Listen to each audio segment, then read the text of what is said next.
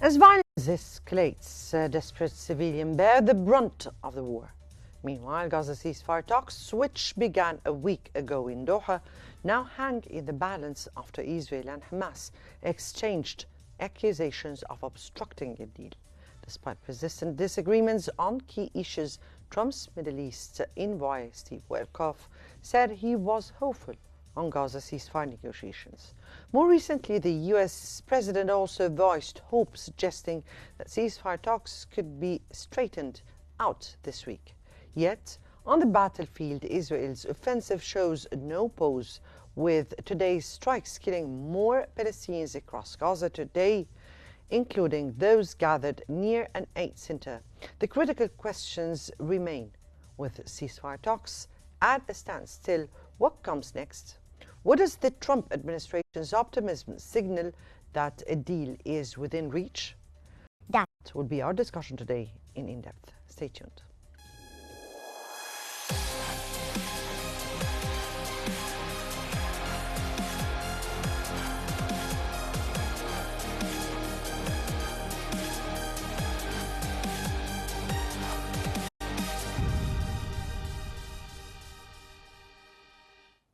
US President Donald Trump recently voiced hope that stalled Gaza ceasefire and detainees exchange negotiations could see a breakthrough within a week. However, sources suggest Israeli Prime Minister Benjamin Netanyahu is deliberately prolonging the talks. The Time of Israel reported that negotiations have remained deadlocked for 4 days over the extent of Israel's military withdrawal from Gaza, while US and Israeli officials expressed optimism last week about an impending deal. Netanyahu has maintained his hardline position during 2 White House meetings with Trump last week. The Israeli leader insisted the war cannot end until Hamas no longer has military or civil governance capabilities and Gaza no longer poses any threat to Israel. A key obstacle remains Israel's current proposal, which Netanyahu approved last week, calling for only partial troop withdrawals. According to the Times of Israel, the plan would still leave Israeli forces controlling about 1/3 of Gaza, a condition unlikely to break the negotiation deadlock. In a revealing development, the newspaper reported Netanyahu recently assured Finance Minister Bezalel Smotrich that Israel would resume its Gaza offensive after the proposed 60-day ceasefire currently under discussion in Doha. Netanyahu remains committed to both the complete dismantling of Hamas and the return of all 50 detainees, though only about 20 are believed to still alive.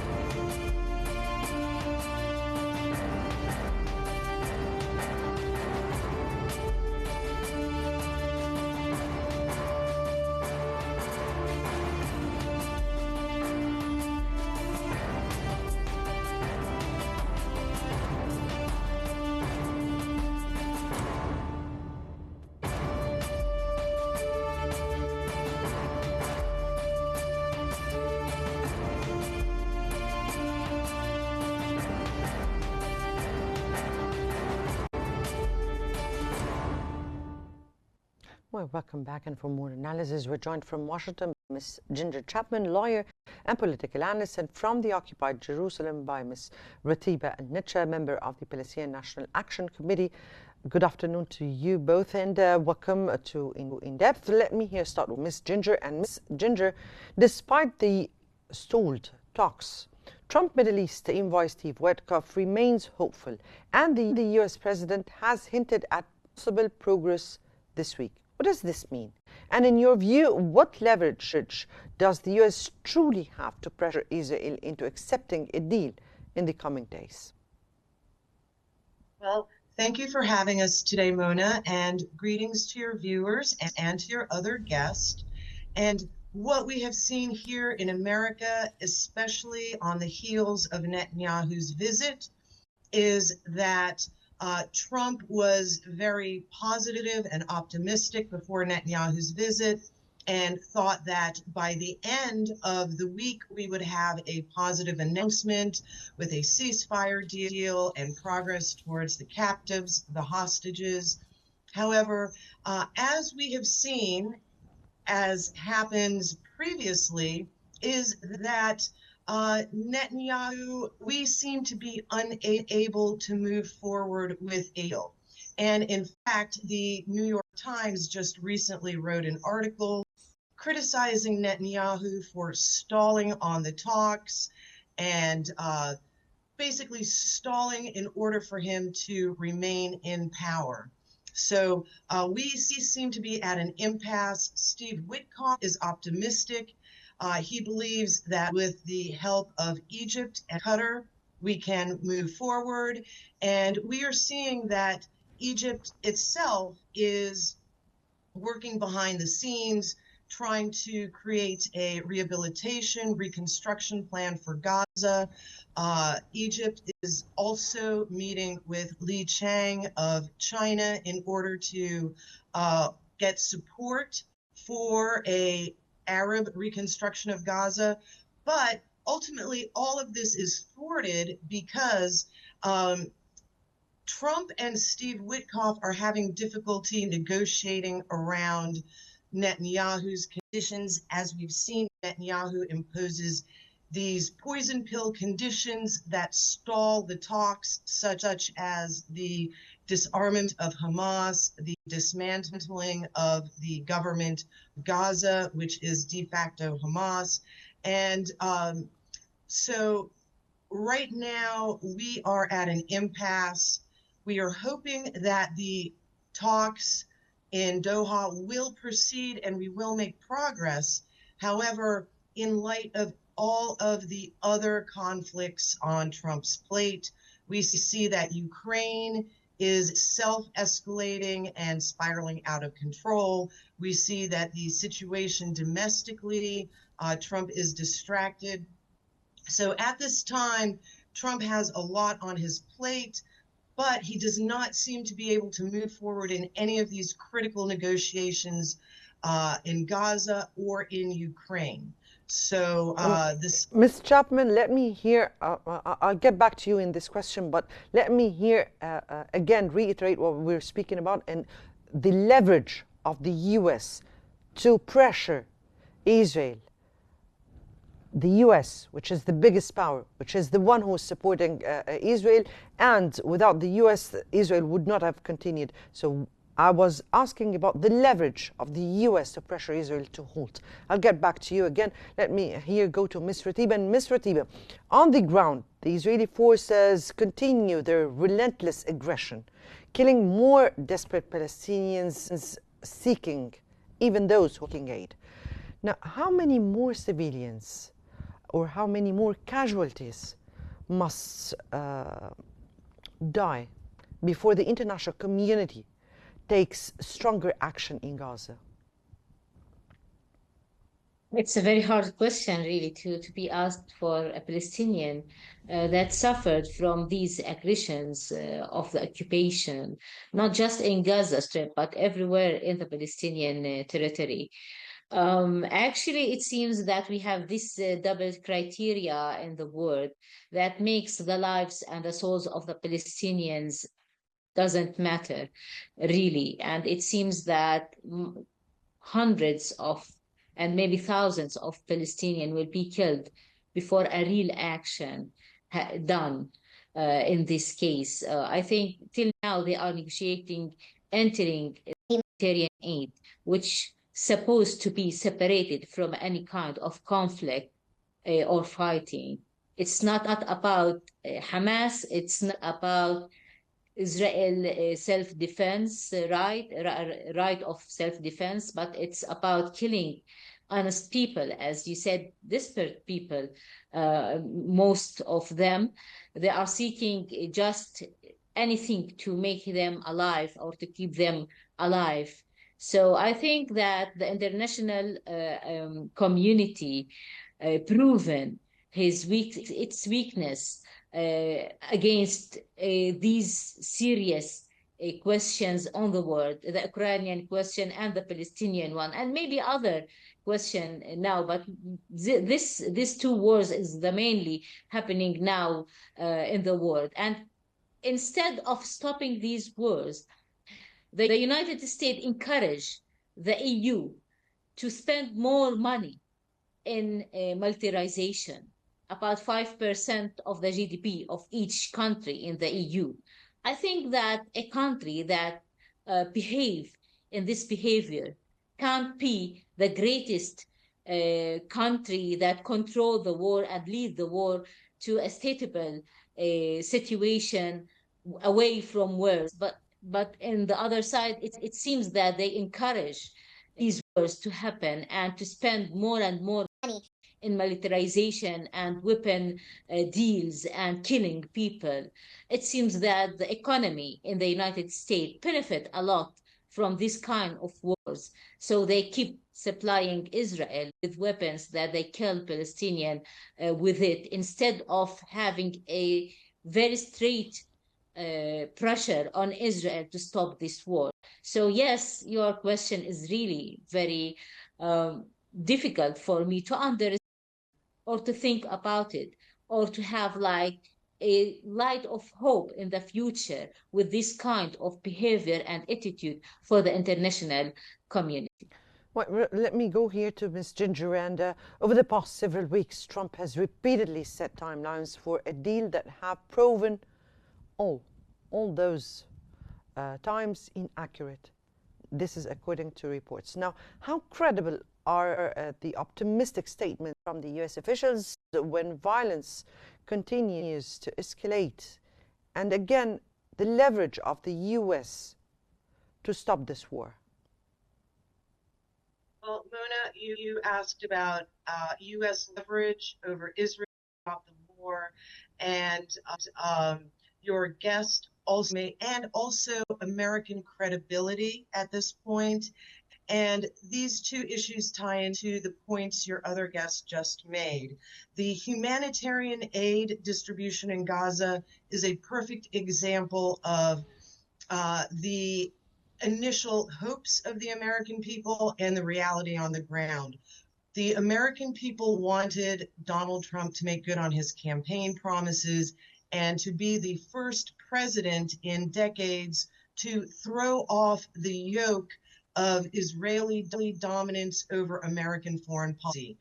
The American people started out with high hopes, but what we have seen, to our dismay, is that the deep state, our donors, the Israeli lobby has once again appeared to capture the president and appeared to capture the White House. The humanitarian aid distribution, as an example, the American people thought that if we took over the aid, we would do a better job of distributing food, medicine, and water to the people in Gaza.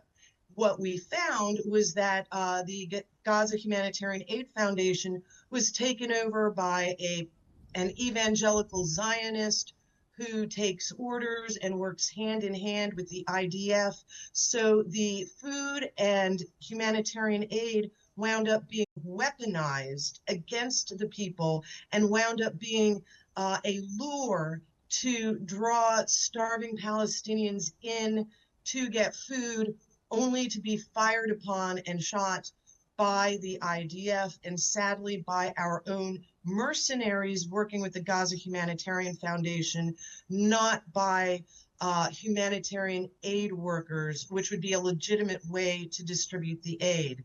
Also, in addition to the aid, we have seen every trip that Netanyahu comes to Washington, D.C., our White House, Trump appears to fall more under Israeli command as opposed to the United States dictating the terms that will happen in Gaza. And your guest made the point that Trump's transactional nature. He believes that we can just deal our way to a political solution. However, Trump is reluctant to take command. Indeed, this has been his shortcoming since the beginning of his term. The things he said, he would stop the Ukraine war in 24 hours, he would solve the situation in Gaza, yet he has been unable to take the steps necessary to carry out his intentions and to carry out the will of the American people. So America has, instead of making progress, we have become further bogged down.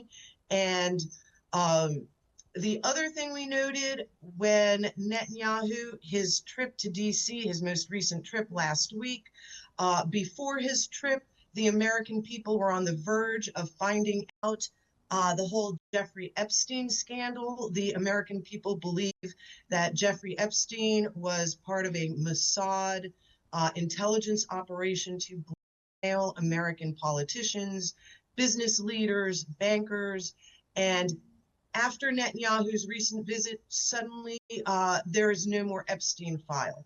So we are at the point where we are seeing the Israeli manipulation and command of our own executive branch, of our White House, is now acting against the interests of the American people. And we are trying to find a way out of this. However, the upcoming negotiations, Hamas is resistant to give up 40% of control of Gaza to IDF.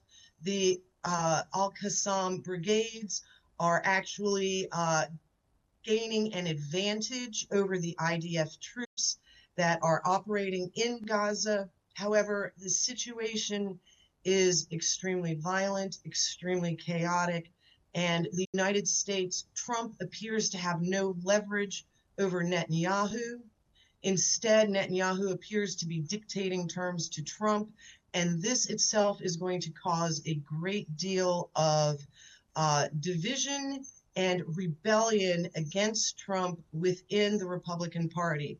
So once again, the situation in Gaza is going to tear apart the Republican Party and American politics if we do not find a political solution to Gaza soon. That's very, very courageous from Ms. Chapman to say. Let me here go to Ms. Ratiba. In your point of view, what specific sticking points, I'm not saying concessions, but let me here say sticking point, that Israel and Hamas have and that makes them keep prolonging the ceasefire talks so far? The withdrawal of Israeli military from Gaza. This is the only point that at stake. We can't sign an agreement that says that we agree as Palestinians to be reoccupied again by the Israeli military. Israel is a very strong state, and it has a very strong military. So they can occupy Palestine as they did before, many times, several times. But we can't write or sign an agreement that says that we agree that Israel will take over another 40% or maybe more of our land. It's really very hard for us. We let like third of historical Palestine for peace, but we lose our land and we didn't got any peace till now. Since Oslo till now, we are daily killed, and more settlements has been built through these years. And now this is the fifth war on Gaza. It's not the first one. And maybe if we have like a deal or whatever, after 5 years, Israel will feel again that they are threatened, and they will start these action again by killing the Palestinians. So you're saying here the Palestinians are making the concessions, but on the other hand, the Israelis are not fulfilling their part of the agreement, and you're losing more land. If I may ask you also about the sticking point that Hamas refuses or to deal with, to reach just a ceasefire for negotiations to come after that? Okay. We can return back to the deal of January 25. It's a good deal. We can start from there. Why we must every time start a deal from losing more and more lands, more and more people? This is the question. It was acceptable for Israel, this deal, before 5, 6 months. Now, why it's not acceptable for them? This is the point, that Israel will put more and more pressure for getting and gaining more and more goals and resources and lands and whatever they want, by the name of Hamas is ignoring these or refusing or whatever they want. But it's not about, again, it's not about Hamas, and it's not about the deal, because the deal was held 6 months ago.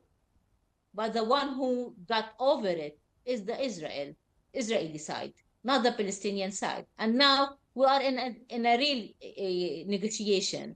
And this negotiation stopped in one point. Israel didn't want to have any redeployment from Philadelphia 1, Philadelphia 2, I think more than 40% of North Gaza. And what that means, that they will occupy more and more lands. And the deal will means that they will not stop the fire for more than 60 days. And this war will never end, because by occupying others' land and putting them in 55 kilometers in a humanitarian camp can't end the war at all. It doesn't make a sense to put 2 million people in 55 kilometers, entering the aids for them from one entry point.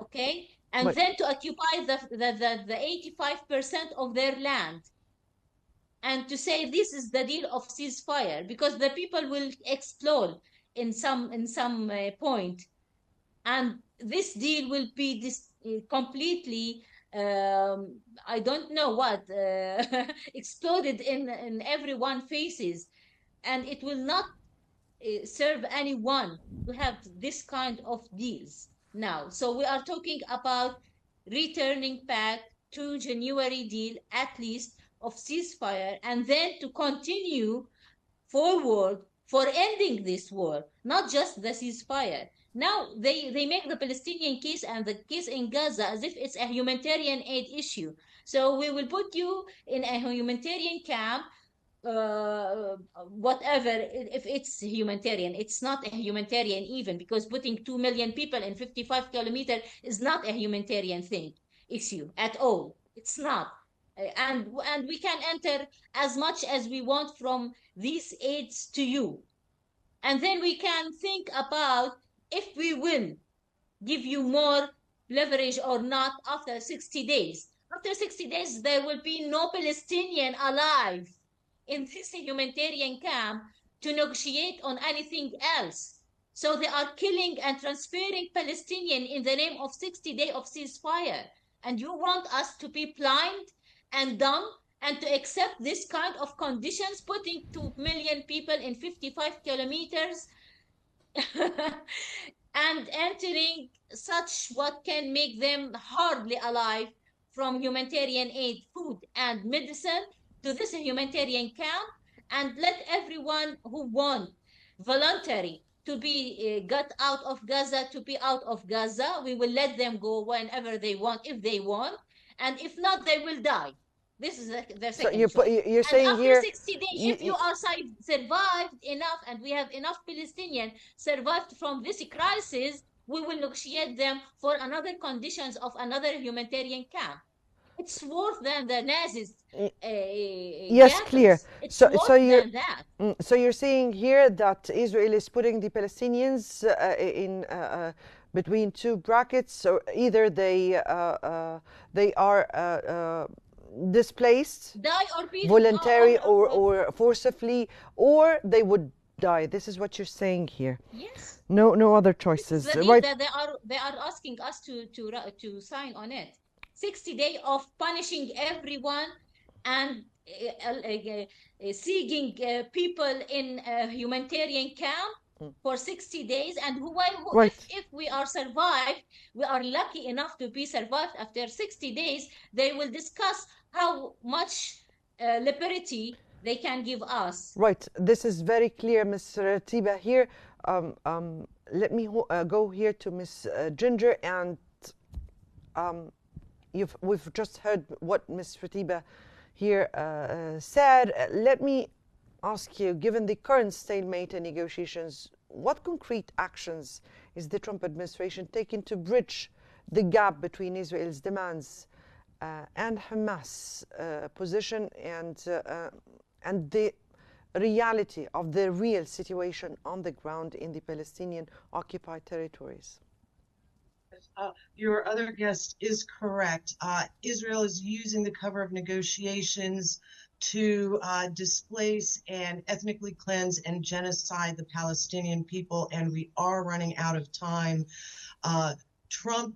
The American people are trying to push Trump. We do not know. Trump does not want to be the president associated with genocide of the Gazans. Trump wants peace. He appears powerless in the face of Netanyahu at this time. However, the Israeli empire is collapsing. Netanyahu's government is falling apart. The IDF is refusing to fight. The IDF is losing in Gaza. We do see we are at a tipping point. The world is turning against Israel, so things can no longer go on the way they are. However, we're at an impasse, and it remains to be seen what our next step forward is. Mr. Tiba, let me here ask you, considering Steve Witkoff's recent statements or optimistic statements that he was hopeful about the ceasefire negotiations, does the Trump administration's optimism reflect actual progress, or is it merely political posturing?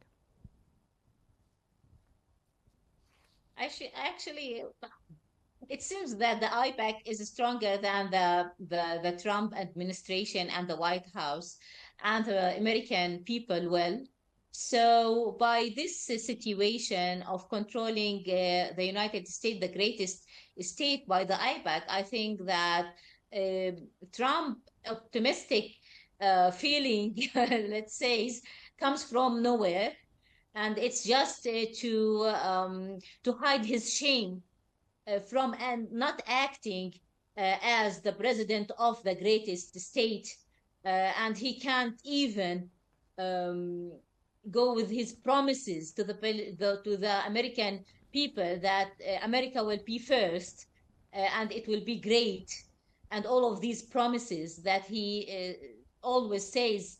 But it seems that the greatest state here is Israel, and it's controlling the United States and controlling the international community, and it's above all the laws that we know in this community. And I think that I wish in this moment for the American people to get free from the Zionist movement and the IPAC, and have the free of will and free of speech and free of decision to take an action to stand with the Palestinian rights and the Palestinian state establishing very near.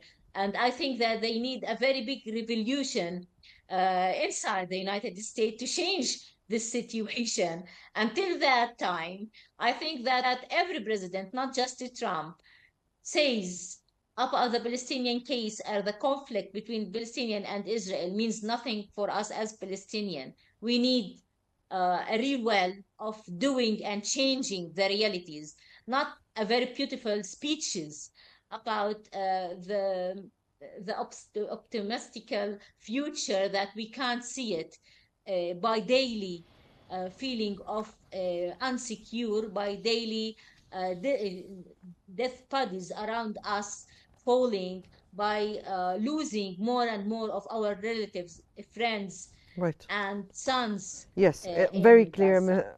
very clear, Miss Ratiba, and that was Miss Ratiba, Nacha, member of the Palestinian National Action Committee, and Miss Ginger Chapman, lawyer and political analyst. We thank you both for your very valuable insights here, and that concludes today's episode of In Depth. Many thanks for watching, and stay tuned for more updates on Qnews.